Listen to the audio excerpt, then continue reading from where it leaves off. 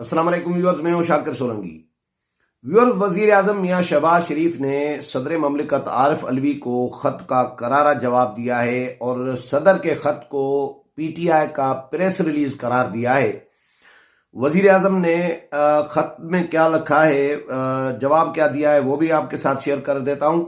लेकिन ये बताऊं कि 24 मार्च को सदर ममलिकत ने खत लिखा था वजीर आजम मियां शहबाज शरीफ को। मैंने उस पर वीलाग भी किया था, खत पढ़कर सुनाया था। उसमें सदर ने लिखा था कि जी आइन की खिलाफ वर्जियां हो रही है, इंसानी हुकूक की खिलाफ वर्जियां हो रही हैं, इंतखाबात वक्त पर न कराना ये आइन की खिलाफ वर्जी भी है, अदालती अहकामात की भी खिलाफ वर्जी हो रही है। आप इस पर कार्रवाई करें और हिदायत जारी करें सूबाई हुकूमतों को भी, गवर्नर्स को भी, सूबाई हुकूमतों को भी और मरकजी हुकूमत को भी कि आइन की खिलाफ वर्जियां न हो। ये वही बातें लिखी थी सदर ममलिकत ने जो पीटीआई कर रही होती है, जो इमरान खान कर रहे होते हैं रोजाना की बुनियाद पर कि इंसानी हुकूक की खिलाफ वर्जियां हो रही है। तो इस खत को वजीर आजम ने, सदर के खत को पीटीआई की प्रेस रिलीज करार दिया है। आगे क्या कहा है खत में आपको पढ़कर सुना देता हूं और जवाब पढ़कर सुना देता हूं वजीर आजम का। वजीर आजम मियां शहबाज शरीफ ने जी लिखा है सदर को खत में कि मैं ये कहने पर मजबूर हूं कि आपका खत तहरीक इंसाफ की प्रेस रिलीज दिखाई देता है। आपका खत यकतरफा हुकूमत मुखालिफ ख्यालात का हामिल है जिनका आप खुल्लम खुल्ला इजहार करते हैं। आपका खत सदर के आईनी मनसब का आईनादार नहीं है। आप मुसलसल यही कर रहे हैं। 3 अप्रैल 2022 को आपने कौमी असम्बली तहलील करके साबिक वजीर आजम की गैर आईनी हिदायत पर अमल किया। वजीर आजम ने खत में मजीद ये कहा है कि कौमी असम्बली की तहलील के आपके हुक्म को सुप्रीम कोर्ट ने 7 अप्रैल को गैर आईनी करार दिया। आर्टिकल 91 की क्लास 5 के तहत बतौर वजीर आजम मेरे हल्फ के मामले में भी आप आईनी फर्ज निभाने में नाकाम हुए, क्योंकि वजीर आजम मियां शहबाज शरीफ से हल्फ नहीं लेना चाह रहे थे या नहीं लिया था। बाद में कुछ वज़रा जो इजाफी वज़रा काबीना से भी हल्फ नहीं लिया था। सदर ममलिकत बीमार हो जाते थे और निकल जाते थे पतली गली से, छुट्टी कर जाते थे कि जी बीमार हैं, वो हल्फ नहीं ले सकता मैं। और चेयरमैन सेनेट से फिर हल्फ दिलवाया था, मुझे याद है, मैंने उस वक्त ये प्रोग्राम भी किए थे। तो वजीर आजम ने लिखा है कि जी आप बतौर सदर ममलिकत मेरा हल्फ भी लेने में नाकाम हुए, आईनी फर्ज निभाने में नाकाम हुए। कई मौके पर आप मुंतखब आईनी हुकूमत के खिलाफ फ़आल अंदाज में काम करते आ रहे हैं। मैंने आपके साथ अच्छी वर्किंग रिलेशनशिप कायम करने की पूरी कोशिश की। अपने खत में आपने जो लब्बो लजा इस्तेमाल किया है उससे आपको जवाब देने पर मजबूर हुआ हूं। इंसानी हुकूक की खिलाफ वर्जियां जिसका आपने जिक्र किया है और हवाला दिया है वो एक जमात के सियासतदानों और कारकुनों के हवाले से है। आइन के आर्टिकल 10 और 4 के तहत आइन और कानून का मतलूबा तहफ़्फ़ुज़ उन तमाम अफराद को दिया गया। कानून नाफिज करने वाले इदारों ने रियासती अमलदारी के लिए कानून और अमन आमा के निफाज के मतलूबा ज़ाबतों पर सख्ती से अमल किया है। तमाम अफराद ने कानून के मुताबिक दादरसी के मतलूबा फोरम से रुजू किया है। जमाती वाबस्तगी के सबब आपने कानून नाफिज करने वाले इदारों पर हमलों को यकसर फरामोश कर दिया। आपने निजी व सरकारी इमलाक की तोड़ फोड़, अफरा तफरी पैदा करने की कोशिशों को नजरअंदाज कर दिया। पीटीआई मुल्क को माशी डिफॉल्ट के किनारे लाने की कोशिशों को आपने नजरअंदाज कर दिया। पीटीआई की वजह से आइन, इंसानी हुकूक और जमहूरियत के मुस्तकबिल से मुतल्लिक पाकिस्तान की आलमी साख खराब हुई। आपने बतौर सदर एक बार भी इमरान खान की अदालती हुक्म अदूली और तामील कराने के वालों पर हमलों की मजम्मत नहीं की। अदालत के हुक्म के मुताबिक हुक्म के खिलाफ किसी सियासी जमात की तरफ से ऐसी अस्करियत पसंदी पहले कभी नहीं देखी गई। हमारी हुकूमत आइन के आर्टिकल 19 के मुताबिक आज़ादी इजहार पर मुकम्मल यकीन रखती है। ये आज़ादी आइन और कानून की हुदूद कयूद के में इस्तेमाल करने की इजाज़त है। जब पीटीआई इक़्तिदार में थी तो आपने कभी इस बारे में आवाज़ बुलंद नहीं की। आपकी तवज्जो ह्यूमन राइट्स वॉच की सालाना वर्ल्ड रिपोर्ट 2022 की तरफ दिलाता हूं। पीटीआई उस वक्त इक़्तिदार में थी। उस रिपोर्ट में लिखा है कि हुकूमत पाकिस्तान मीडिया को कंट्रोल करने की कोशिश तेज कर चुकी है। रिपोर्ट में लिखा है कि जी पीटीआई की हुकूमत इख्तलाफ राय को कुचल रही है। रिपोर्ट में सहाफ़ियों, सिविल सोसाइटी और सियासी मुखालफिन को हिरासा करने, कैदोबंद और निशाना बनाने की तमाम तफसील दर्ज है। पीटीआई हुकूमत के दौर में इंसानी हुकूक का कौमी कमीशन मुअत्तल रहा। कौमी कमीशन बराए इंसानी हुकूक की रिपोर्ट पीटीआई हुकूमत पर फर्द जुर्म है। इंसानी हुकूक की आलमी इदारों की मुतअद्दिद रिपोर्ट्स में पीटीआई हुकूमत की खिलाफ वर्जियों का रिकॉर्ड मौजूद है।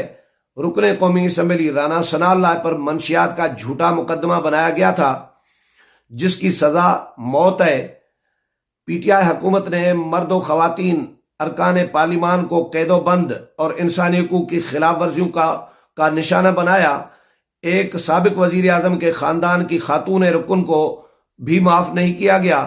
सियासी मुखालफिन का सफाया करने के लिए नेब को इस्तेमाल किया गया। अफसोस, बतौर सदर पाकिस्तान आपने एक बार भी इनमें से किसी भी वाक़े पर आवाज बुलंद नहीं की थी। आप बतौर सदर इंसानी हुकूक, आइन और कानून की इन खिलाफ वर्जियों पर उस वक़्त की हुकूमत से पूछ सकते थे। आपके खत का जवाब इसीलिए दे रहा हूं ताकि आपके यकतरफा रवैये को रिकॉर्ड पर ला सकूं। पीटीआई की तरफ से आपने आम, पंजाब और खैबर पख्तूनख्वा असम्बलियों के इंतखाबात की तारीख दी। आपका यह फैसला सुप्रीम कोर्ट ने 1 मार्च 2023 के हुक्म से मुस्तरद कर दिया। आपने 2 सूबों में बदनीयती पर मबनी असम्बलियों की तहलील पर किसी किस्म की तशवीश तक जाहिर नहीं की। यह सब आपने चेयरमैन पीटीआई की अना और तकब्बुर की तस्कीन के लिए किया। सूबाई असम्बलियां किसी आईनी और कानूनी मकसद के लिए नहीं, सिर्फ वफाकी हुकूमत को ब्लैकमेल करने के लिए तहलील की गई। आपने यह भी न सोचा कि 2 सूबाई असम्बलियों के पहले इलेक्शन कराने से मुल्क नए आईनी बुहरान में गिरफ्तार हो जाएगा। आपने आर्टिकल 218 क्लास 3 के तहत शफाफ, आज़ादाना और गैर जानिबदाराना इंतखाबात के तकाजे को भी फरामोश कर दिया। आइन के साथ छेड़छाड़ को आपने मुकम्मल तौर पर नजरअंदाज कर दिया, जो निहायत अफसोसनाक है। आपका ये तर्ज अमल सदर के आईनी किरदार के मुताबिक नहीं है। इलेक्शन कमीशन ने 8 अक्टूबर 2023 को पंजाब में इंतखाबात कराने की तारीख दी है। तमाम वफाकी और सूबाई इदारों ने मुतल्लिका इत्तलात इलेक्शन कमीशन को मुहैया की है। इलेक्शन कराने की जिम्मेदारी आइन ने इलेक्शन कमीशन को सौंपी है, आपको नहीं सौंपी।